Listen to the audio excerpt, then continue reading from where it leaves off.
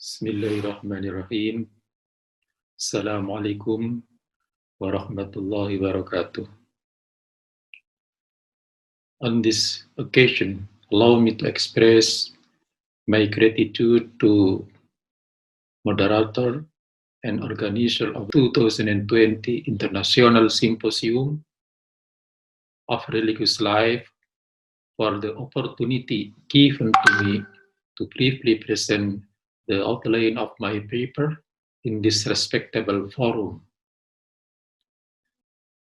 My paper is the Discourse and Practice of Islamic family law in Indonesia. The research topic: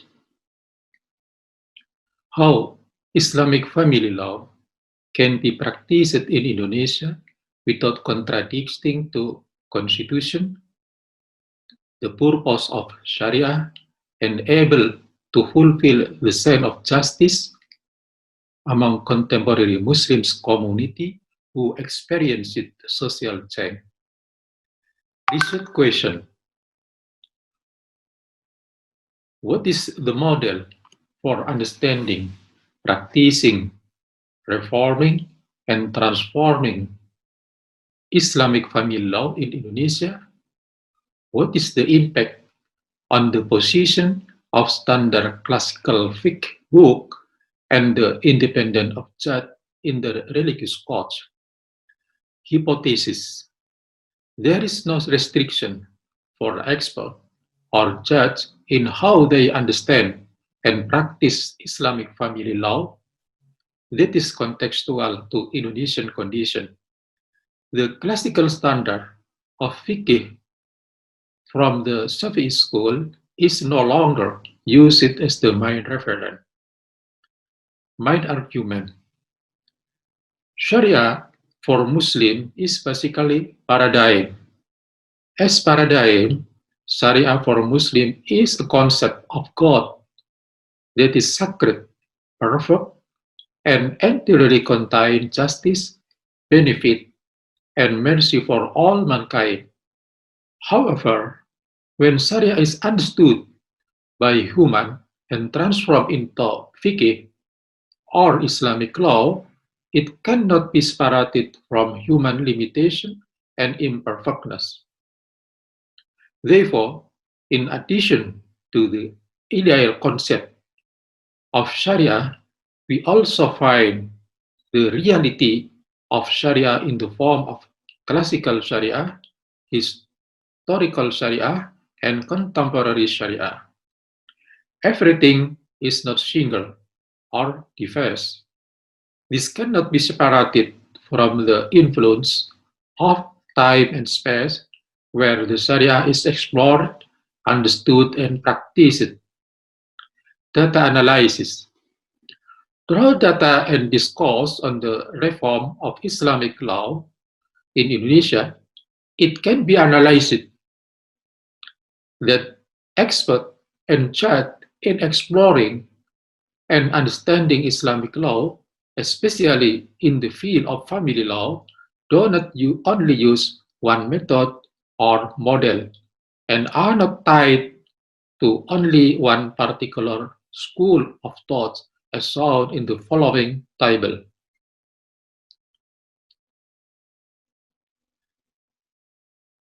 In this table, in the first case, interfaith inheritance.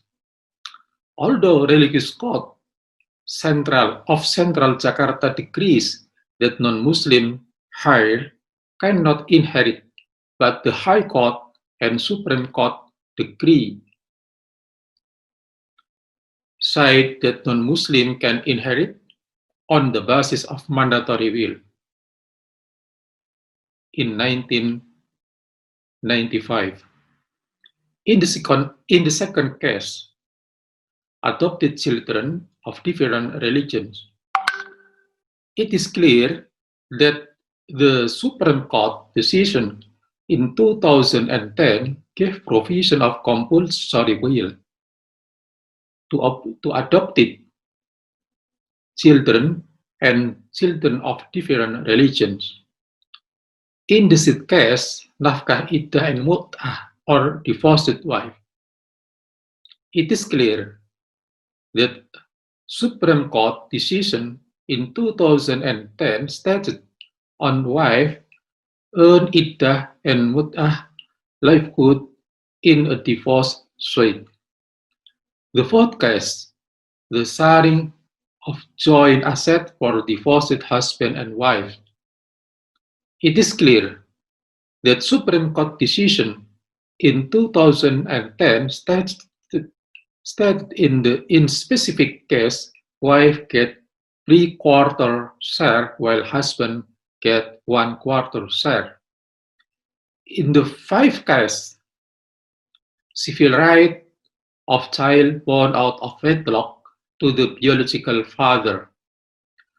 Constitutional Court decree in 2010 clearly cite that children born out of wedlock have a civil relationship with their mother and their mother's family as well as with a man as their father, which can be proven based on science and technology and or other evidence by law to have blood relation, including civil relation with their father's family.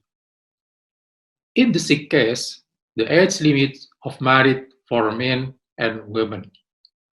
Constitutional Court's decree in 2017 cancelling the minimum age of marriage for women 16 years old, so that for both women and men, the minimum age of marriage is now 19 years old. Finding. When compared between transformation of Islamic law into national law between 1958 and 1991, two things can be found. First, there is an expansion of the Islamic law school as a reference. Second, there is a renewal in the number of aspects. If in 1998 the madhab usage was dominated by the Shafi'i school, then in 1991, the madhab usage was expanded to include 5 schools, namely Hanafi, Maliki, Shafi'i, Hanbali, and Zahiri. If connected with more recent data as listed in the table 9, it is also found that the adoption of Islamic law into Indonesian national law takes place through an eclectic process. Conclusion. There is a variety of models in exploring, practicing, and reforming of Islamic law in the Islamic world, as well as in Indonesia. Variation can also be found when the Muslim transformed their family law into national law. The impact of reformation and transformation of family law in Indonesia is that the classical book of Islamic law that were originally used as the main reference and are considered sacred have lost their sanctity.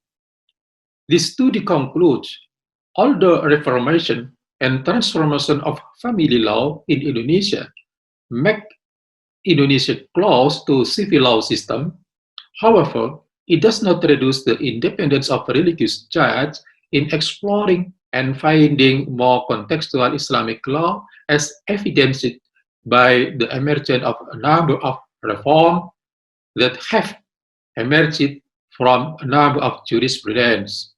Thank you.